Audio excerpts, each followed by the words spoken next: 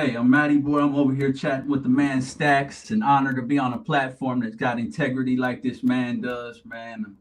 I'm happy he reached out and I'm glad I'm here chatting with the man.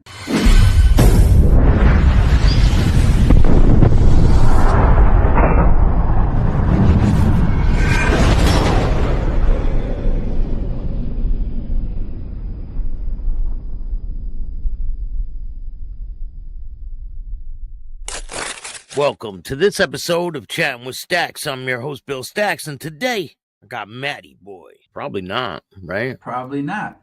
It was just that's the area I wanted to go, and I felt like the more dope that I could possibly sell or come across, the better I would probably feel. So what's the plan? The plan that he hit me with, or the plan that I had? Both. Well, the plan for me was to just, because I don't know if I was being sold a dream or whatever, bro, but like the way it was presented to me was like I would be able to have enough to like supply as many people as I wanted. You know what I mean? So that was like music to my ear. I'm over here calculating it. Well, bro, if I could get it for this price, not only like I could get away from the trade and maybe get into the trade and start making $10,000 a key or something like that. And if you're getting 100 of them at a time, bro, good God. So at 24 years old, I was like, yeah, I think this is what I want. So if I have to go and do some little work for it, that's what I'm willing to do. So let's go. There was no in me, regardless of the situation, though, bro. Somebody could have presented me with the dumbest idea, and I'd have been with it just because. I mean, dog, that idea, what landed me in the feds was the dumbest idea because I didn't have a license. I ended up borrowing a friend of mine's ID, so it was like. It was a wreck from the gate, bro. But that just goes to show you, like, my frame of mind. You know what I mean? I'm gonna get in the car with all this weight with a fake ID while on parole. You know what I mean? It's when I got to the county jail in Park City, bro. I don't know if he was a DEA agent or whatever the fuck he was, but him and his partner go in there and they're like, so you got anything you want to talk about? I was like, what's there to talk about? As far as I know, I'm being arrested for being out of bounds while on parole. And these motherfuckers is like, yeah, nah, you're being arrested for a substantial amount of narcotics. And I was like, well, if that's the case, I should probably talk to an attorney, right? But I mean, was it hidden at all? Like no. So tell me how all this transpired. How did this transpire? So we got pulled over, bro, in Utah, and the cop got me out of the driver's seat, put me in his car, and he sat there and started asking me what we was doing and everything, where we came from. And then the where we came from thing is where the whole thing went wrong, because I told the cop that we came from I don't even know, the Hyatt or the Hilton or whatever the Hyatt maybe, whatever the actual name of the motel was. So after he sat me in there for a while, this fool says, okay, I'm going to give you a warning for speeding and you're good to go. And I said, all right. I got out of the car and he said, hey, wait on the car. Wait right here for a minute. So then he goes and tells my partner, he was like, hey, bro, where are you guys coming from? And my partner told him, we're coming from the borderline.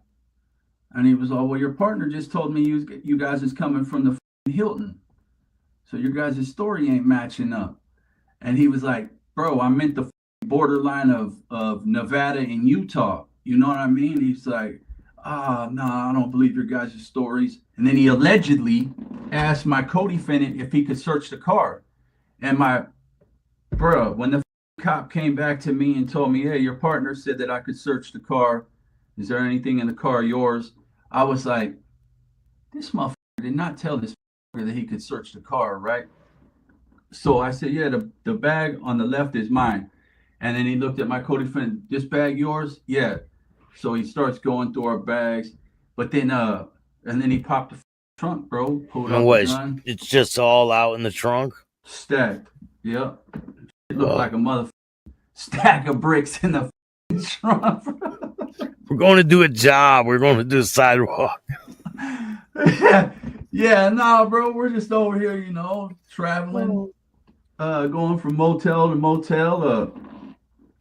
But yeah, bro, the essentially though that cop saved my life, bro, because if this fool wouldn't have pulled me out of the, because I was in the cop car on video, obviously audio. So at one point in the stop, this hands me a warning for speeding and told me I'm good to go.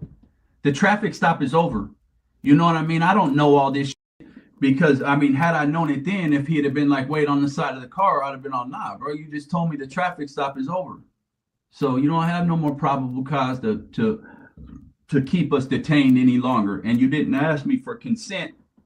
So you're but I didn't know that at the time. Which is, bro, like, I don't ever encourage people to be a criminal, but if you're gonna be a criminal, make sure you know what the you're doing. If you're driving, know your rights. You know what I mean? Know what to do, what not to do, because I feel like the traffic laws and all that type essentially do protect us. You know what I mean? It's like the cops have to have all kinds of shit in order to proceed with the stop, man. But what makes it federal? Because I think our dumbasses said we was crossing state lines, bro. You know what I mean? Where are you coming from? California. Where are you going?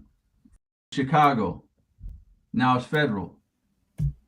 So, which is another thing I didn't know. I should have said I'm coming from Salt Lake City going to Park City. You know what I mean? But bro, I didn't think about all that type of shit, man. I was and I mean, dog, this is my frame of mind. My dad sent this attorney up to see me when I was in the Park City County Jail. And this fool's he's sitting down when I get in there and I walk in. I was like, hey, bro, do they have conjugal visits in the feds? And he's like, whoa, we're not there yet. And I was like, I am. I'm already doing my time, bro. I realized with what I got busted with that I'm probably never coming home. So I need to know what the fuck I'm looking forward to. You know what I mean? And that fool was like, nah, ain't no conjugal visits in the feds, bro. So I was like, can we start a transfer right now to the state? Yeah. I was like, can we make this a state case then, bro? What are they offering you the first 20. 20. What year was this? 2004. Damn. So you would have just got out in, last year. Yeah. But my attorneys was like, bro, no, we're gonna take it to trial before we take that much time. So that's not gonna work. And my case was so strong, bro. You know what I mean? It's like my attorneys, Tony Serra and Randy Dar in the Bay Area are legends, bro. Like these motherfuckers, they got a movie made about them called True Believer. These dudes, like Tony Serra has YouTube channels out where like this fool despises rats, bro. Like one of the first things they'll tell you is if you're gonna cooperate, we're not gonna represent you. So let's establish that right now. Yeah, do you plan on cooperating? No. Okay, then we could proceed. Yeah, if you're gonna cooperate, I don't want you as a client. It says right. Exactly, which is phenomenal, right? You know, you got the attorneys with integrity, bro. So that's far and few between nowadays. People glorify Sammy the Bull now and all this. It's crazy.